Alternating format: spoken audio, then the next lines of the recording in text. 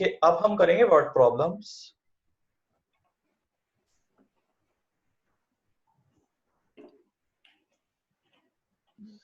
तो word problems मतलब होता है, अभी तक आपने जितने भी क्वेश्चन सॉल्व किए उसमें एक इक्वेशन आपको दिया गया था और आपको क्या करना था, खाली उस इक्वेशन को सॉल्व करना था। But now you will not be given equations, you will be given statements. With the help of those statements you will form two equations and then you will solve those two equations to find the information of the variable. तो word problem को हम solve कैसे करते हैं, क्या तरीका होता है वर्ड प्रॉब्लम को सॉल्व करने का? वर्ड प्रॉब्लम को सॉल्व करने के लिए सबसे पहले हम स्टेप 1 लेते हैं। स्टेप 1 का मतलब होता है आइडेंटिफाई टू वेरिएबल्स। आपको क्वेश्चन को पढ़ना है और क्वेश्चन को पढ़ के ये आइडेंटिफाई करना है कि उस क्वेश्चन में वेरिएबल कौन है। यूजुअली क्या होता है, मैं स्टूडेंट को क्वेश्चन देता हूँ और मैं उनसे कहता हूँ कि अच्छा आप पढ़िए इसमें क्वेश्चन में वेरिएबल कौन है, तो उधर से उनका आंसर आता है sir variable sir x and y. बेटा हमारा मकसद यहाँ पर एक्स एंड वाई से नहीं होता, हमारा मतलब है जब आपसे पूछेंगे हम कि बताइए इसमें वेरिएबल कौन है, तो हमारा मकसद होगा कि ऐसी कौन सी चीज है जिसको आप एक्स अज्यूम करें और वो कौन सी चीज है जिसको आप वाई अज्यूम करें। यानी कि एक्स किसको अज्यूम करना है और वाई किसको अज्यूम करना है। तो हर बार क्वेश्चन में दो वेरिएबल होंगे, 101% पूरे चैप्टर में दो वेरिएबल आपको मिलने हैं, यानी कि दो अननोन वैल्यूज होंगी। अगर कभी आपको लगता है कि एक ही अननोन वैल्यू है दूसरी नहीं है, then you must need to read the question once again and again until or unless you get the second variable also। क्योंकि मैं आपको गारंटी कर रहा हूँ कि हर क्वेश्चन में टू वेरिएबल ही होंगे, आपको उन्हें सॉल्व ही ऐसे करना है, टू वेरिएबल से करना है। कुछ इक्वेशंस ऐसी होती हैं जो वन वेरिएबल से भी सॉल्व हो सकती हैं, हम वन वेरिएबल से सॉल्व नहीं करेंगे बिकॉज क्लास 10th में linear equation in one variable नहीं है, टू वेरिएबल है आपके सिलेबस में। स्टेप 1 हो गया। अब स्टेप 2 पर आते हैं। स्टेप 2 क्या होता है? स्टेप 2 में you will read the first information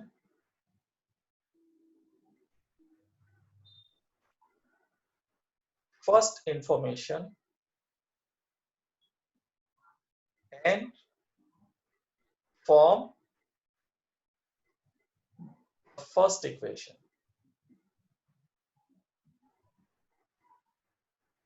आपको क्या करना है, आपको पहली इंफॉर्मेशन ढूंढनी है क्वेश्चन में और उस इंफॉर्मेशन के बेस पर आपको पहली इक्वेशन फॉर्म करनी है। ओके, इक्वेशन के लिए एक बार देखनी है आपको, फिर स्टेप 3 में क्या करना है आपको, you will read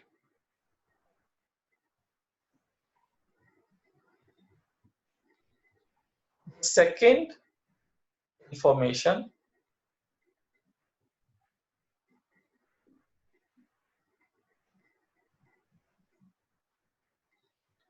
and make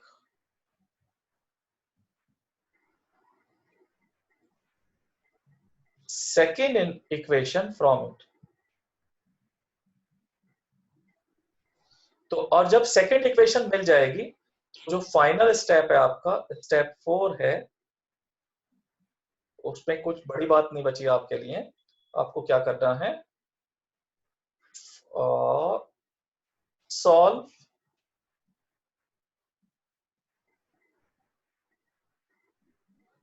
given pair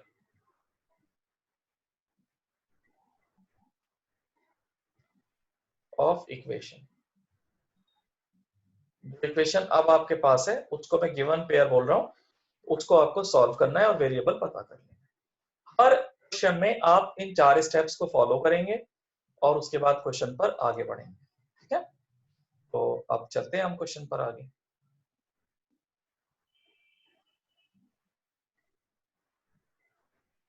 पहले क्वेश्चन फर्स्ट एक्सरसाइज 3.1 का पहला क्वेश्चन करते हैं।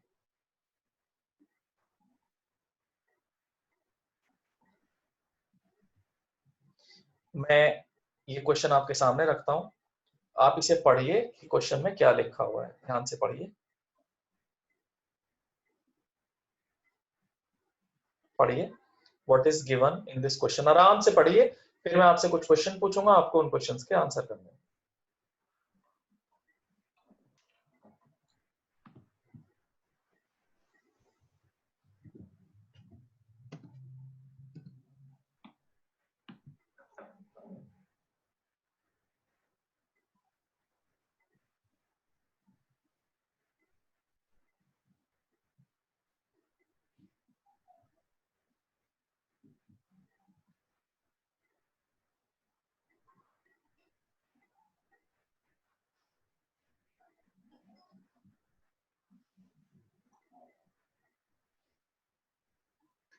आप सबने?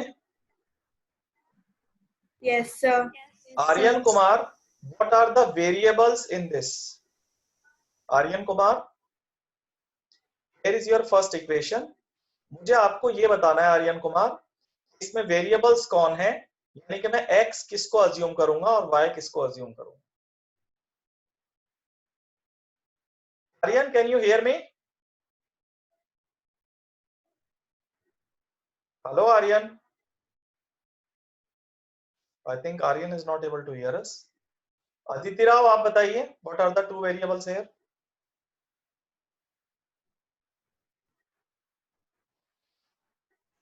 अगर आप मेरी आवाज सुन रहे हैं और आप किसी वजह से माइक पर रिस्पॉन्ड नहीं कर पा रहे हैं, you should respond in the message box. Response तो देना ही पड़ेगा आपको।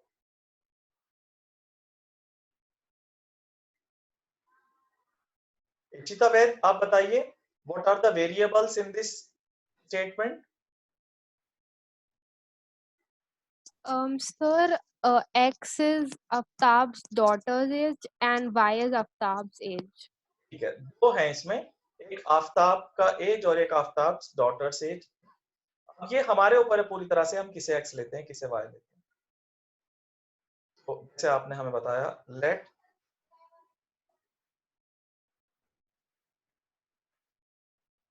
Aftab's age be x years and his daughter's age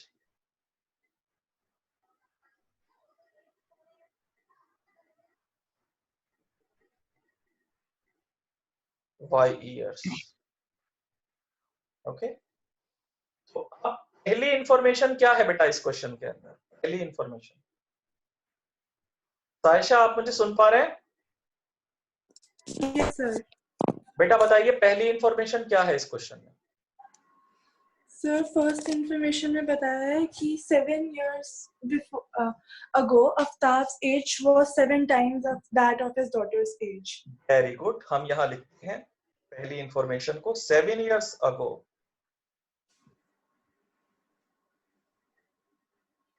Aftab's as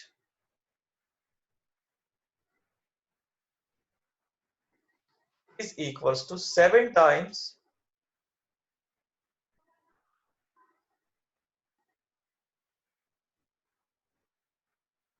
daughter's age।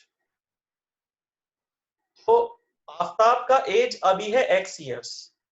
बच्चा लोग 7 साल पहले आफ्ताब कितने साल का रहा होगा? X minus X 7. minus 7. x minus 7 equals to 7 times X.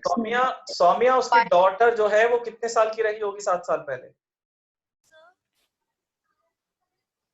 Saumya, daughter का एज 7 years अगो कितना रहा होगा?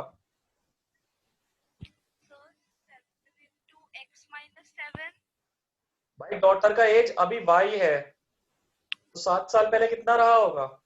So 7 minus y. y minus 7।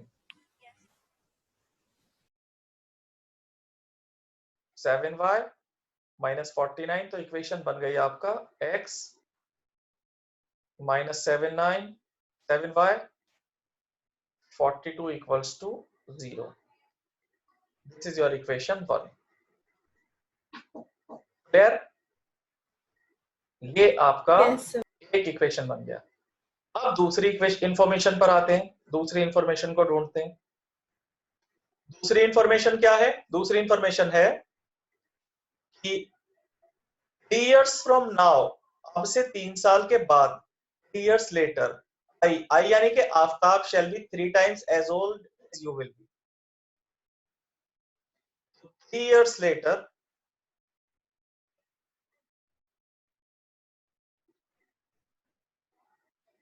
Aftab's as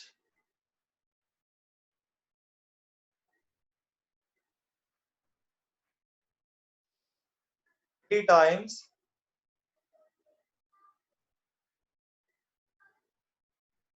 daughter's age. अभी आफ्ताब का एज है x और 3 साल पहले हुआ x-3 और आगे डॉटर का एज हुआ y-3. सर वो अगो है तो लेटर लेटर, अच्छा प्लस करेंगे, Plus हाँ six. प्लस करेंगे, राइट. 3 साल के बाद तो प्लस करेंगे. यू आर राइट बेटा.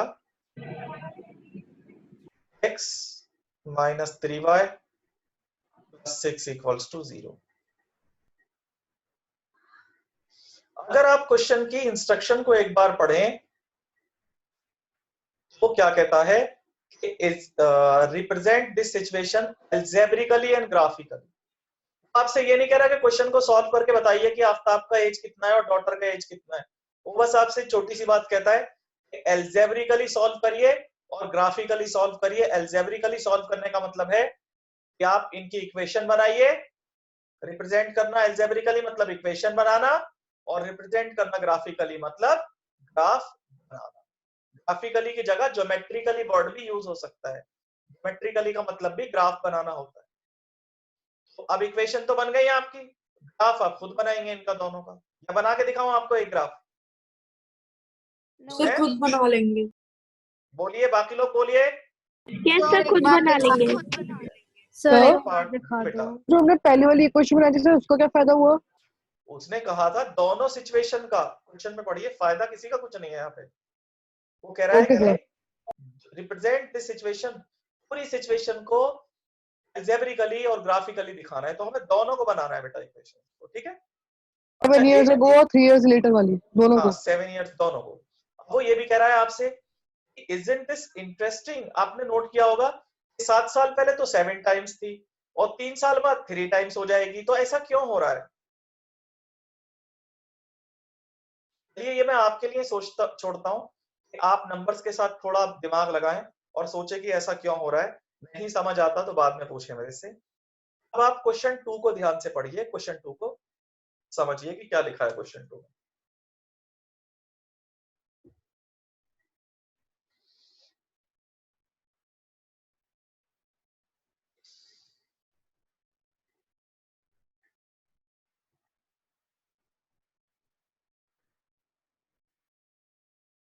Excuse me sir. जी बेटा.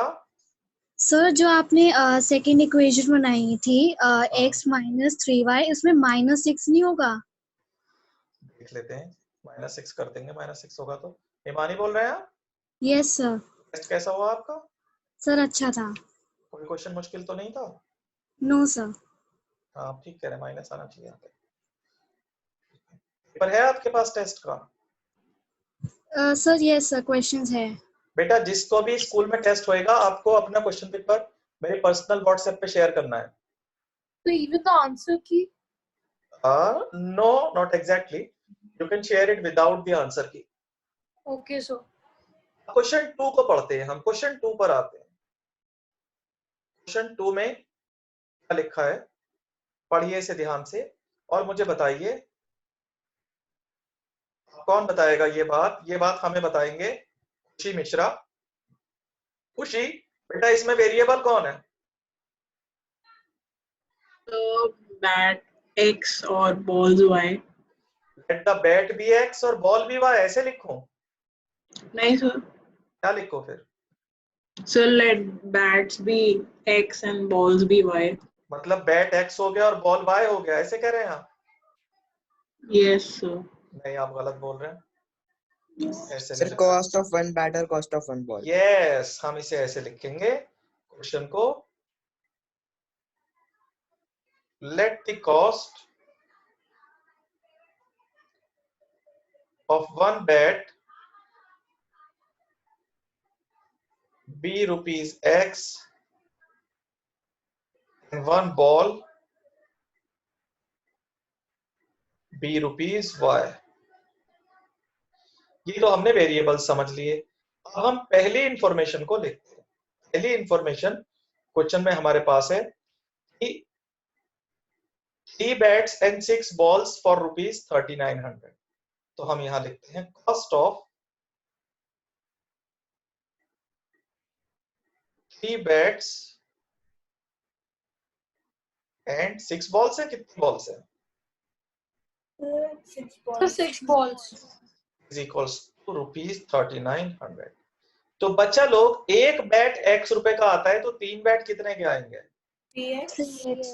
3x। तो 3 बैट के लिए तो आ गया 3x, और 6 बॉल का कितना हो जाएगा? 6y. Late it be your equation 1। अब हम सेकंड इंफॉर्मेशन पर आते हैं। सेकंड इंफॉर्मेशन में कहता है कि she buys another bat and 2 more balls for 1300। One bat and 2 balls, 1300 rupees। So 3 more balls. So 3 more balls. नहीं, वो तो पहले खरीद चुका, उसका पेमेंट कर चुका। अब ये नहीं है कि 8 बॉल्स परचेज कर रहा है, वो और ले रहा है। तो एक बैट और 2। She buys another bat and 3 more balls. Another bat and another 3 more balls cannot be added with the previous information बेटा। नो सर, वो बोल रहे हैं कि क्वेश्चन गलत कॉपी किया है। 2 लिखा। 3 more balls है ना? Yes, sir. तो 3 कर लेते। तो 1 bat is X, 3 ball is 3Y, 1300। Okay, so here are the 2 equations. Can you tell me something about these 2 equations? ये किस तरह की equations हैं? So coincident lines। Coincident lines हैं ये। कैसी लाइंस है आपका? Coincident lines. Okay, these are coincident lines. But हमें ग्राफ बनाने को बोला है तो हम ग्राफ बना देंगे। नेचर लिखने को नहीं बोला तो हम नेचर नहीं लिखेंगे। Now we move to the last equation. बोलिए जी। So it should be 2y. Yes, sir. So no coincidence नहीं हो सकती. एक मिनट, मैं तो 2y लिख रहा था। अच्छा। 2 more balls में ठीक लिख रहा था, बट सब लोगों ने कहा कि नहीं सर 3 लिखिए। I wrote 3। सर मेरी बुक में 3 होल्ड करिए एक मिनट, होल्ड करिए। I was writing it correct। भाई अबे चुप भी हो जाओ ना एक मिनट के लिए, शोर मचा दे के डाल दिया सबने। इसको यहाँ पर लिख देता हूँ। पहले इसे ठीक कर देता हूँ, फिर अभी आपकी कहानी सुनता हूँ सबकी। जो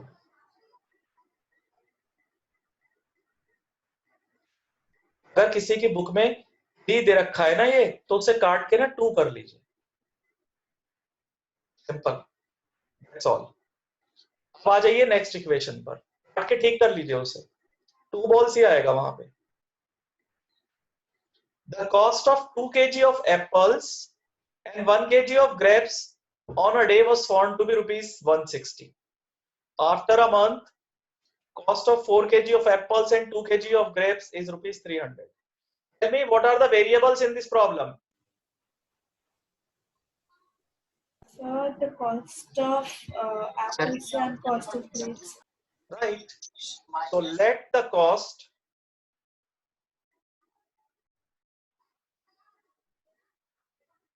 of apples, Sir, 1 kg of apples. X rupees per kg। बेटा थोड़ा इमोशंस पे ना कंट्रोल रखिए आप, पहले मुझे लिखने दिया करिए। देखिए X रुपीस पर केजी लिखा तो सेम स्टेटमेंट आ गया। And cost of grapes be rupees y per kg, यानी एक्स रुपीज पर केजी के एप्पल मिलते हैं और वाई रुपीज पर केजी के ग्रेप्स मिलते हैं। हम पहली इंफॉर्मेशन पर आते हैं। पहली इंफॉर्मेशन क्या है इस क्वेश्चन में? पढ़िए पहली इंफॉर्मेशन को। पहली इंफॉर्मेशन क्या है बच्चा लोग? 2 kg of apples and 1 kg of grapes. 2 kg of apples and 1 kg of grapes cost rupees 160. इसको लिख लेते हैं सबसे पहले।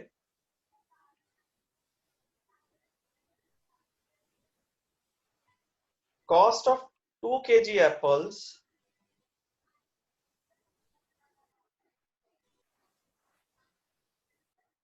and 1 kg grapes be rupees 160. Tell me, cost of 1 kg Apple है x, तो 2 kg एप्पल का कॉस्ट बचा लो कितना हुआ? 2x. 2x। 2x. और 1 kg ग्रेप्स का कॉस्ट है Y. 160। फर्स्ट इक्वेशन हो गई। अब आप मुझे डायरेक्ट बताएंगे कि what should be the second equation? 4x plus 2y is equal to 300. Very good. 4x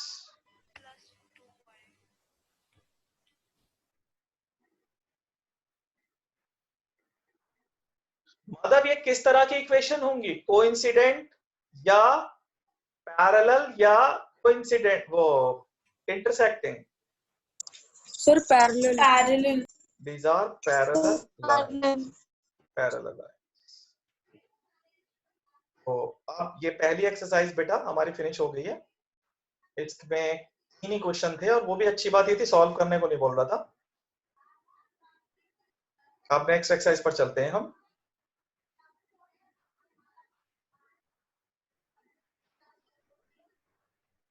second exercise के हम सभी क्वेश्चंस कर चुके हैं ऑलरेडी।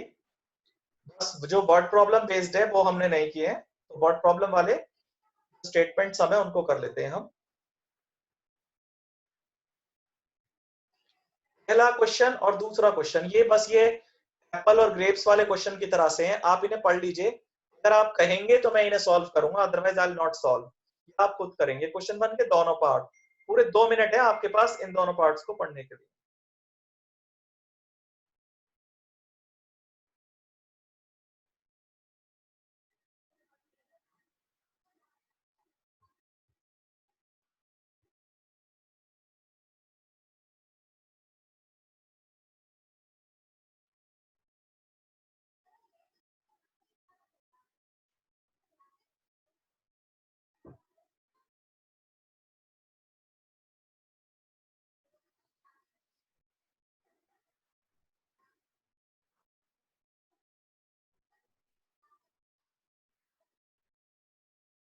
पढ़ लिया आप लोगों ने बेटा इन क्वेश्चंस को? Yes, sir. Should I solve any of these or it's okay for you people? Sir, First one. Okay. Sir, it's fine. Okay, बहुत अच्छे, वेरी गुड। अब हम आगे चलते हैं। क्वेश्चन 5 पर आ जाइए। It's a good question. Question 5, question 5 को पढ़िए। एक 5 ही रहता है because 6 and 7 we have already done, these are not problems. Question 5 को पढ़िए ध्यान से, आपके पास 1 मिनट है 5 को पढ़ने के लिए।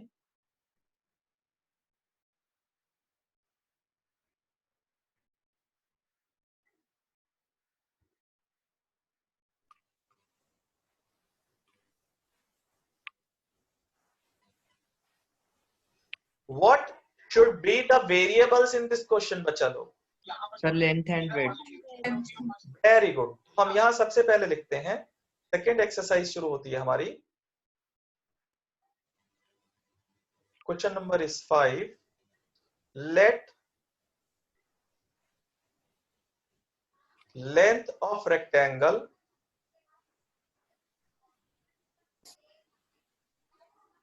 B x meter and breadth be y metre.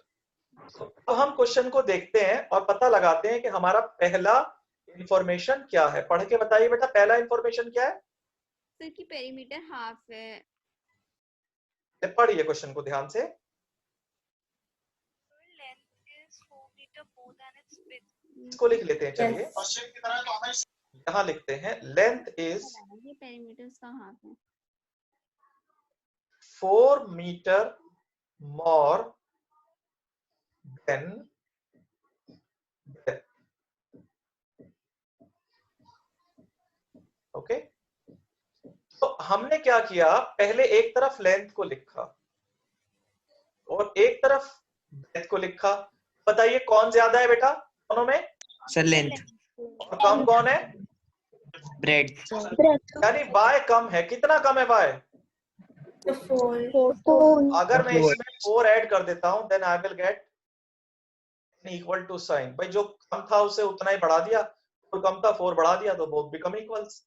तो हमने यहां लिख लिया इसे। अब अगर आप क्वेश्चन को पढ़ते हैं तो सेकंड इंफॉर्मेशन है क्वेश्चन में, सेकंड थिंग जो है वो लिखी हुई है कि हाफ ऑफ पेरीमीटर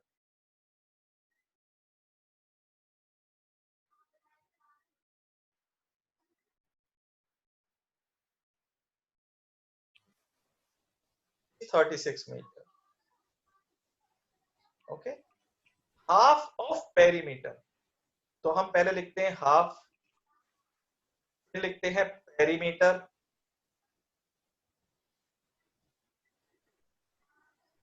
और फिर लिखते हैं 36। बताइए what is the formula for perimeter of a rectangle बच्चा लोग? 2l प्लस बी, और l की जगह है x और b की जगह है y। 2 से 2 कैंसिल, आपको मिल गया x plus y is 36.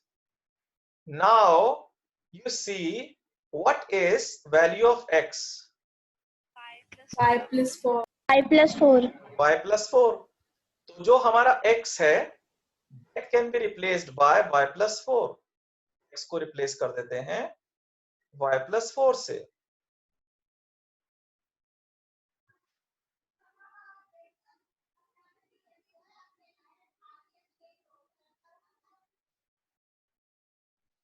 y equals to 32, so y will be equal to 16 meter. Now you can replace this y in equation in equation 1, but तो मैंने बनाई नहीं है। x is equals to है मेरे पास में कितना, y plus 4।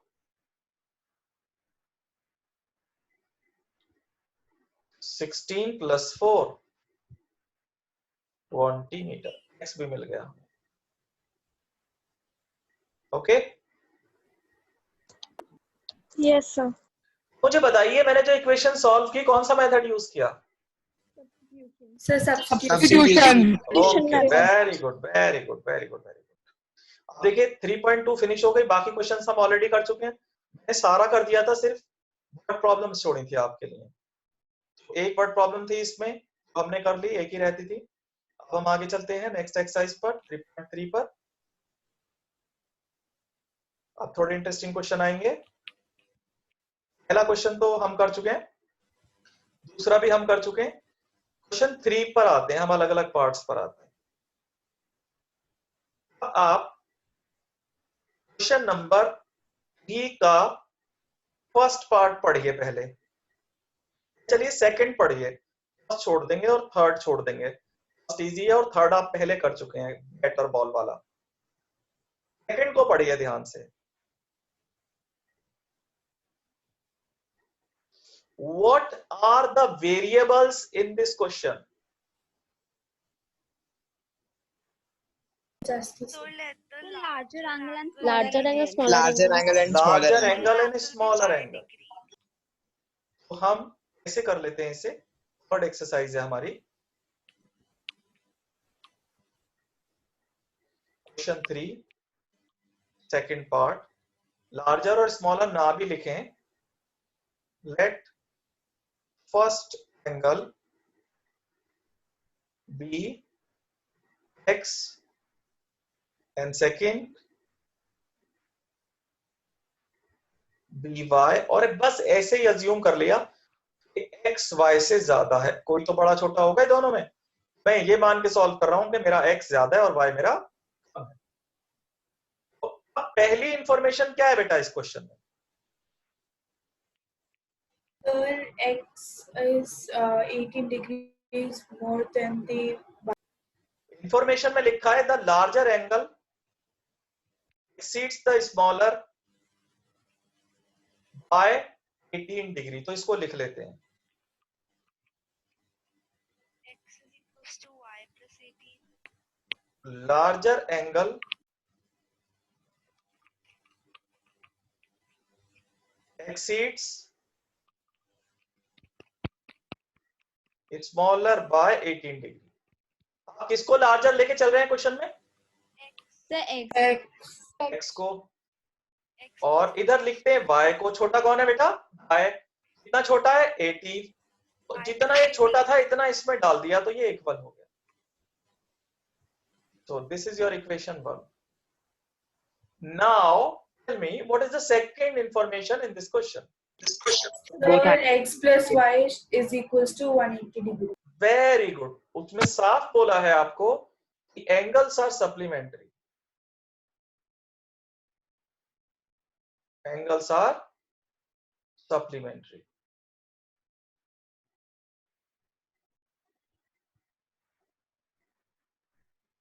इन angles को हम सप्लीमेंट्री मानते हैं, जिनका सम 180 होता है उन्हें हम सप्लीमेंट्री मानते हैं। तो x और y को सप्लीमेंट्री बोला है तो x और y का जो सम होगा 180 होगा। I hope you all will be able to solve these simple equations. Yes, sir. आई बाकी लोग जो अभी सुन नहीं पा रहे हैं वो भी सुन लें, क्या इक्वेशन सॉल्व हो जाएंगी आराम से? Yes, sir. Yes, sir. Okay, कुछ बच्चों ने मुझे आंसर लिख के भी भेज दिया है। Yes, sir.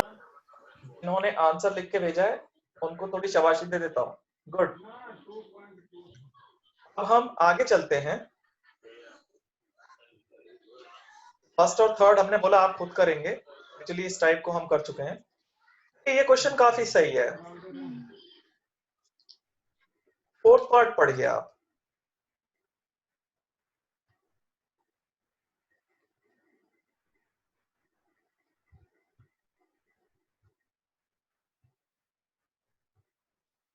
भैया आपके पास 1 मिनट है क्वेश्चन को पढ़ने का।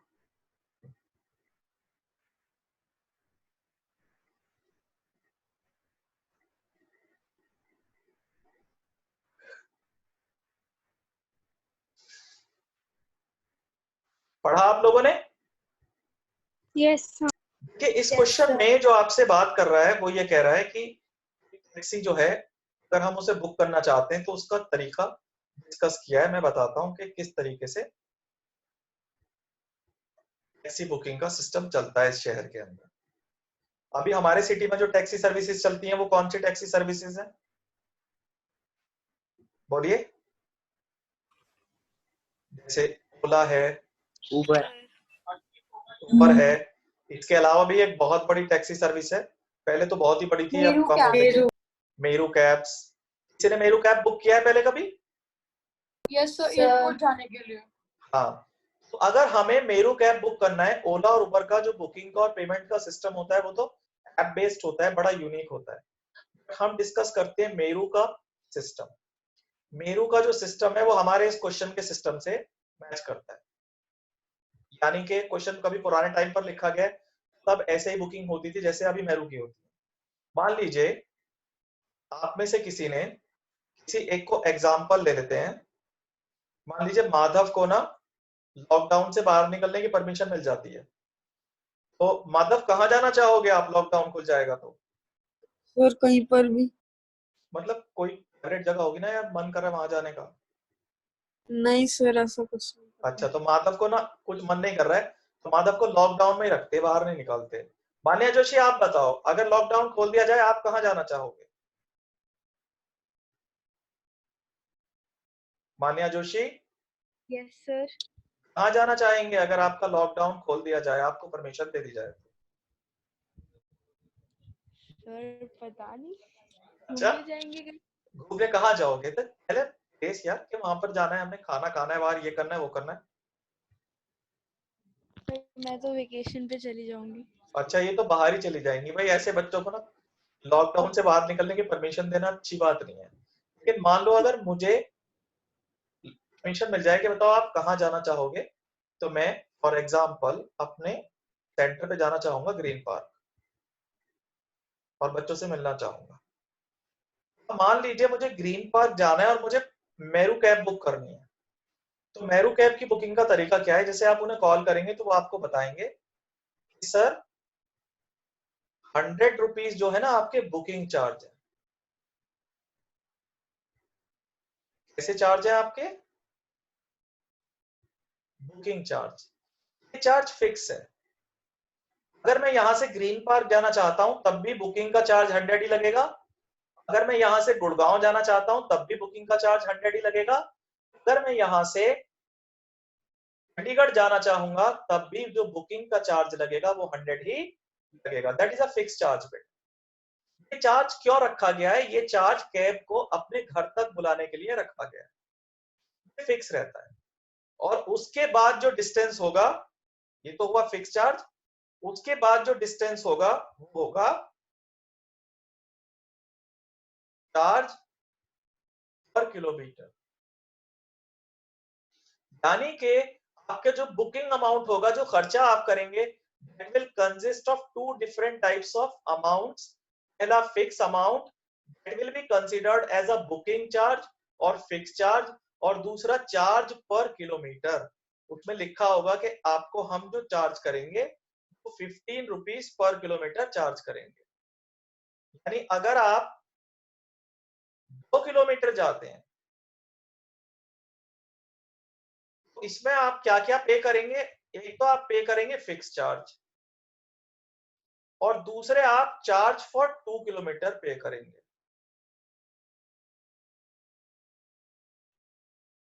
समझ रहे बेटा?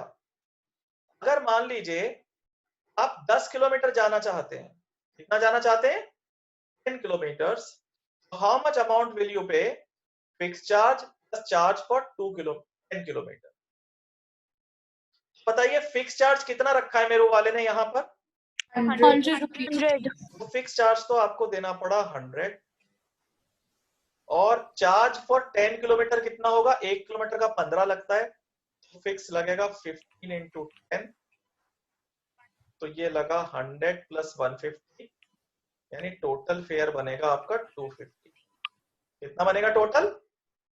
250। और यही अगर मैं आपसे ये कहने लगूं कि यार मेरे को ना 10 किलोमीटर नहीं जाना, वो तो काफी दूर है, मुझे तो बस आप 2 किलोमीटर ले चलो, 2 किलोमीटर का कैसे लगेगा? Fix charge plus charge for 2 kilometre. Fix charge कितना हुआ? 100 प्लस 30 2 इंटू 15 यानी 30। टोटल बिल बना मेरा 130 का। ठीक है, तो हम जो क्वेश्चन सॉल्व करेंगे वो इसी पैटर्न पर सॉल्व करेंगे। उसकी जो बुकिंग है वो एग्जैक्टली इसी जो मैंने एक्सप्लेन किया है मेरू कैब के एग्जांपल से, इसी के टाइप की बुकिंग।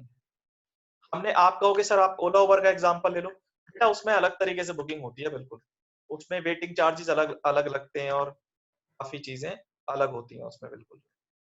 जब हम इस क्वेश्चन को पढ़ते हैं, क्वेश्चन के अंदर दो अननोन वैल्यूज हैं, दो वेरिएबल हैं, वो कौन कौन है? यानी हम x किसको लेंगे और y किसको लेंगे? the fixed charge and फिर charge and the distance का। देखिए सबसे पहली चीज जो हमें पता नहीं है वो पता नहीं है कि फिक्स चार्ज क्या है। Let the fix charge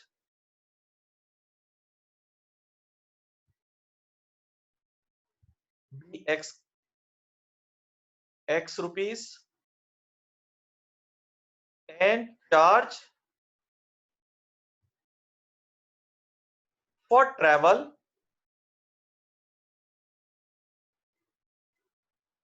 be rupees y per kilometre. यानी एक तो आप उसको बुलाते ही x रुपए देने ही पड़ेंगे, x रुपए देंगे बुलाते ही, और फिर उसके बाद जितना जाएंगे उसके अकॉर्डिंगली आपसे और चार्ज करेगा। वेरिएबल्स पता लग गए। Let us read the first information in this question. What is the first information बेटा?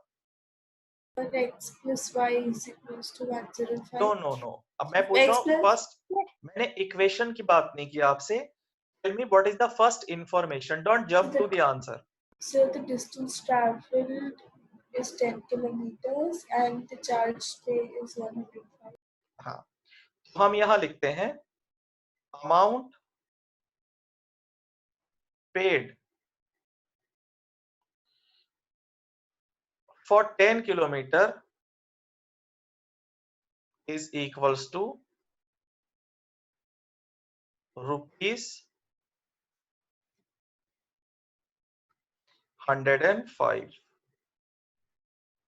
यानी अगर हम 10 किलोमीटर जाते हैं तो हम 105 पे करते हैं। अब ये जो बिल है आपका, ये पूरा, इसमें दो चीजें इंक्लूडेड हैं। कौन कौन है वो? Fix charge plus amount paid for 10 kilometre journey, सब मिला के है 105। तो बेटा फिक्स चार्ज कितना है? X. यहां तो आ गया x, और 10 किलोमीटर की जर्नी के लिए कितना पे करेंगे हम? 10y. ny, सब मिलाकर हुआ 105। Let it be equation 1। अब दूसरी इंफॉर्मेशन पे आते हैं। Second information says for a journey of 15 kilometre the charge paid is 155। तो इसको नोट कर लेते हैं। Amount paid for 15 kilometre journey be rupees 155। तो इस 155 में भी दो चीजें इंक्लूडेड है। एक है fix charge plus amount paid for 15 kilometre travel equals to है 155। बेटा फिक्स चार्ज कितना है हमारा? X. और 15 किलोमीटर की जर्नी के लिए हम कितना पे 15y. करते हैं? 15y। 15y. 155। अब सॉल्व करने की बारी आती है।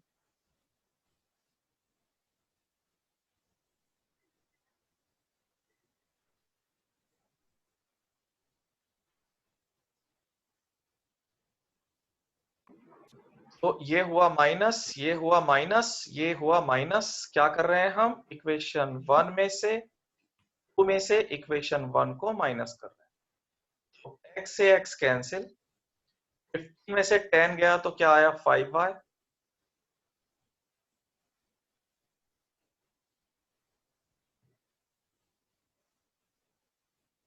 इधर आया आपका 50, y आ गया आपका रुपीज 10। और अब आप y को कहीं भी रिप्लेस करेंगे इक्वेशन 1 या 2 में, and you will calculate the value of x। हो जाएगा आपका फिक्स चार्ज, और जो अभी आपके सामने लिखा हुआ है that is charge for 1 kilometre. 5.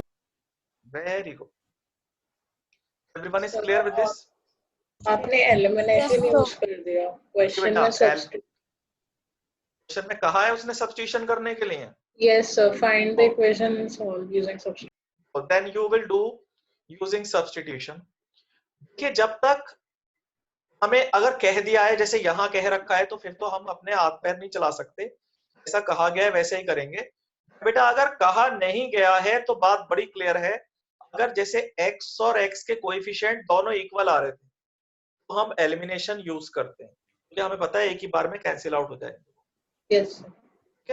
Using the same parameter मैंने दिया। एक्चुअली क्या है, क्वेश्चन तो बेटा इतने रटे हुए हैं कि मैं ध्यान से पढ़ता नहीं इन्हें कई बार जो है, क्योंकि 19-20 साल हो गए ये सब पढ़ाते हुए। अब नेक्स्ट क्वेश्चन पर आ जाइए, फिफ्थ पार्ट पर आ जाइए। ये say you have a minute to read it.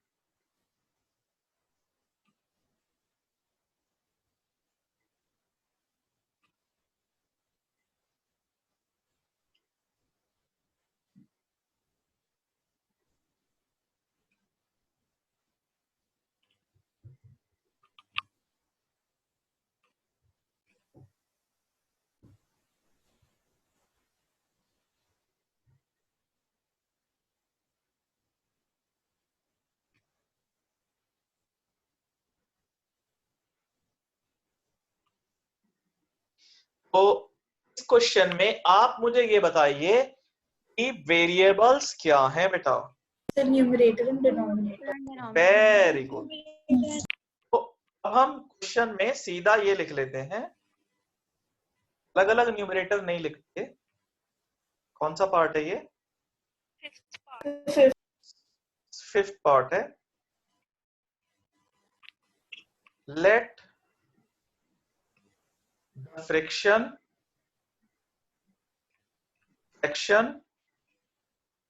be x upon y. Let the fraction be x upon y. Here x is numerator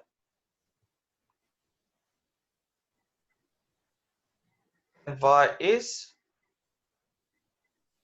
denominator. Okay, तो अब हम क्वेश्चन पर पहली इंफॉर्मेशन पढ़ते हैं क्वेश्चन की। Tell me what is the first information in this question बच्चों? Sir, if x and y में हम 2 ऐड करते हैं, then it becomes 9/11. X upon okay, y हम इसको plus लिखते हैं इंफॉर्मेशन को। If 2 is added to both,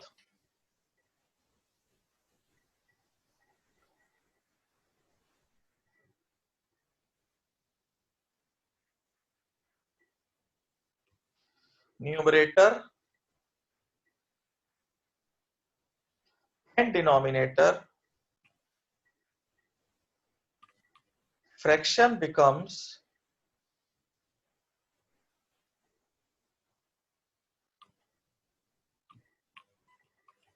9/11. Let's form the equation. Here is our fraction.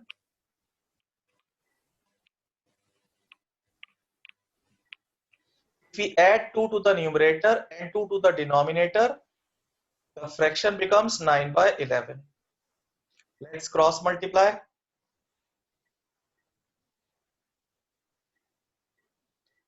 We get 9y plus 18. So we have 11x minus 9y plus 4 equal to 0. That is your first equation. ठीक है, चलो। Now read it again and tell me what is the second information. If 3 is added to both numerator and denominator, it becomes 5/6. हम दूसरी information को लिखते हैं।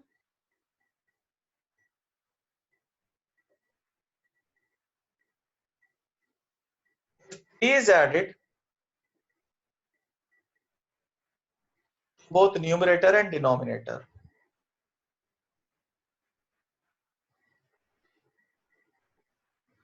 थोड़ा problem कर रहा है मेरा।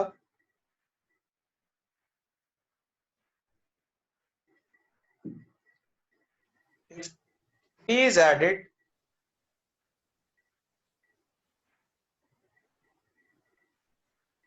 to both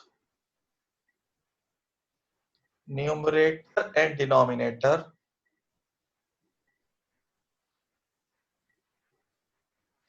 the fraction becomes 5/6. इसको अब यूटिलाइज कर लेते हैं।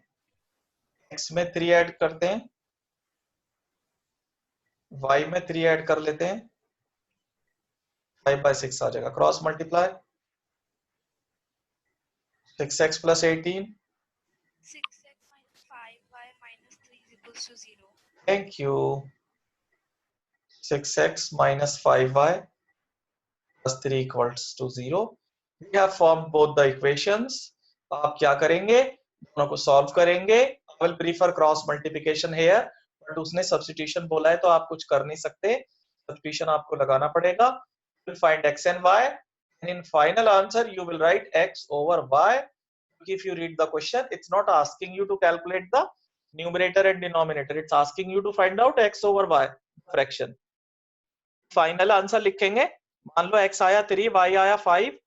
Final answer will be 3/5. नहीं लिखेंगे तो मार्क्स जाएंगे आपके बच्चों. ओके. Yes, sir. 5 मैसेजेस बच्चे मुझे कर चुके हैं, मैंने देखे नहीं है. सबने आंसर लिखे होंगे क्वेश्चंस के. हाँ देखो 7/9 ऊपर वाले का. ठीक है, थैंक यू वेरी मच भाई जो भी आंसर दे रहे हैं आप लोग. अब हम आगे चलते हैं, एक क्वेश्चन और कर लेते हैं.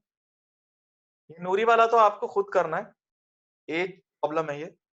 नूरी कौन है? नहीं, जेकब है और उसका बेटा है जेकब का. ये आगे चलते हैं.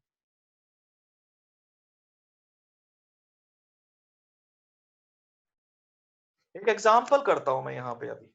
It's a very important example, very important example.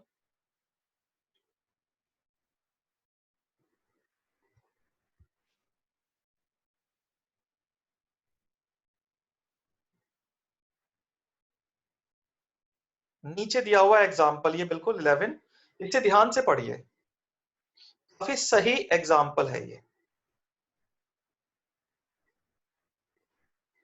The ratio of incomes of two persons is 9:7, and the ratio of their expenditure is 4:3. Each of them managed to save rupees 2000 per month. Find their monthly incomes. पहली information को लिखते हैं. Ratio of their incomes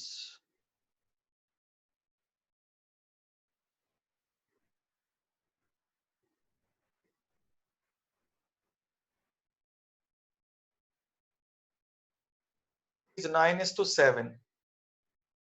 तो हम क्या करते हैं, हम ये अज्यूम करते हैं, let income of first be 9x and second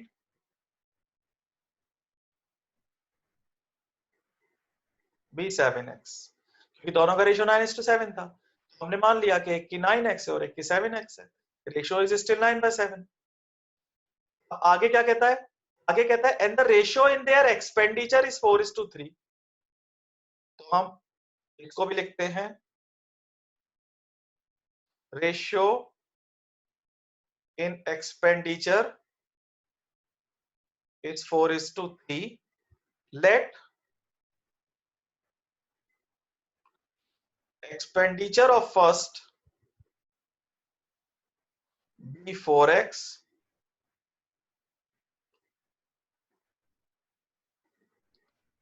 and second be 3x. Okay. पहली इंफॉर्मेशन ये है कि दो लोग हैं, दोनों की सेविंग 2000 है. तो इसको मैं ऐसे लिख सकता हूं पहली इंफॉर्मेशन में, सेविंग ऑफ फर्स्ट पर्सन